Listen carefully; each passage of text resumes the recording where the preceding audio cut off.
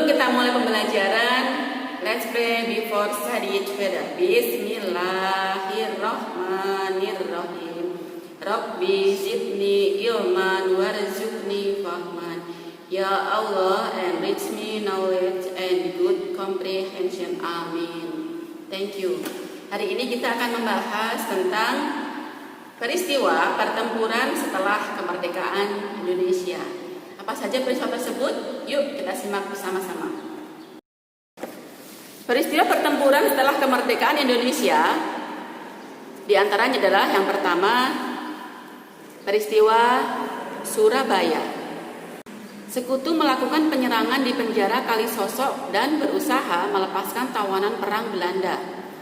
Presiden Soekarno berunding dengan Malabi pada tanggal 30 Oktober, yang hasilnya adalah diadakan gencatan senjata.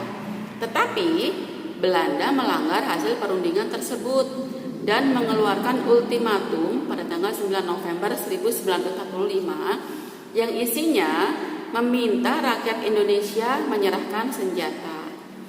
Tetapi rakyat Indonesia tidak mau menyerah dan tidak mengindahkan ultimatum tersebut. Akhirnya terjadilah pertempuran besar pada tanggal 10 November 1945 yang membumi hanguskan kota Surabaya yang dikenal dengan peristiwa 10 November. Selanjutnya, peristiwa yang kedua adalah terjadi di Bandung. Setelah berita mengenai proklamasi kemerdekaan Indonesia sampai di kota Bandung, rakyat perlahan-lahan berupaya mengambil alih kantor pemerintahan di Bandung dari tangan Sekutu. Awalnya, Sekutu berhasil menguasai Bandung bagian utara setelah mendapat perlawanan dari TKR, Tentara Keamanan Rakyat, yang kemudian berubah nama menjadi TRI. Melalui ultimatum pertama yang dikeluarkan pada tanggal 21 November 1945. Pada tanggal 23 Maret 1946, Sekutu mengeluarkan ultimatum kedua untuk mengosongkan Bandung bagian selatan. TRI kemudian berunding bersama rakyat dan menyetujui untuk mengosongkan Bandung bagian selatan demi menghindari pertumpahan darah. Namun, mereka tidak ingin Sekutu dapat menguasai Bandung sebagian selatan secara utuh. Maka sebelum meninggalkan Bandung bagian selatan, TRI bersama rakyat membumi hanguskan kota Bandung bagian selatan.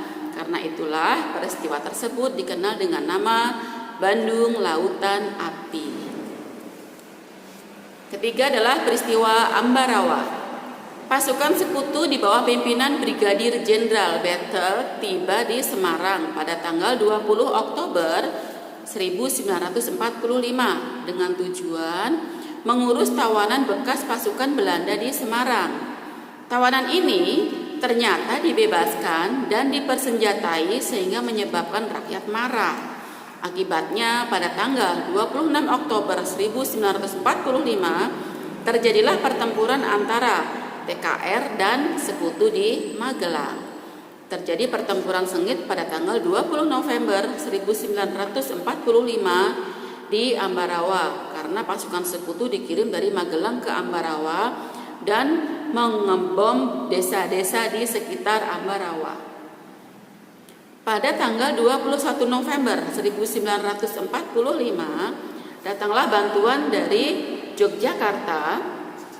Mereka mengepung Ambarawa dan menduduki desa-desa di sekitar kota tersebut. Pada 12 Desember 1945, Jenderal Sudirman memerintahkan untuk menyerang Ambarawa dari berbagai penjuru. Kemudian terjadilah pertempuran sengit selama 4 hari dari tanggal 12 sampai 15 Desember 1945.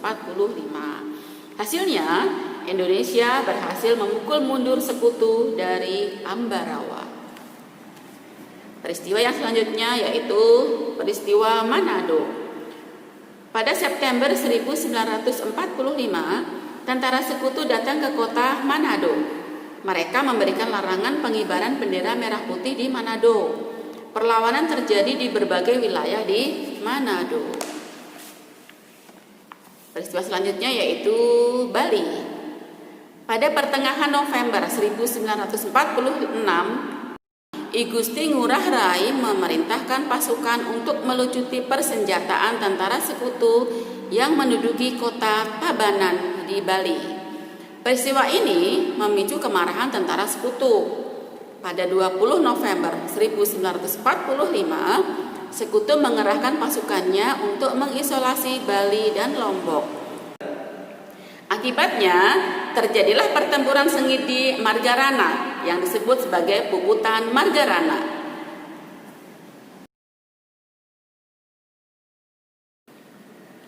Demikian pembelajaran hari ini tentang pertempuran setelah kemerdekaan Indonesia. Semoga bermanfaat. Billahi taufiq wal hidayah. Wassalamualaikum warahmatullahi wabarakatuh.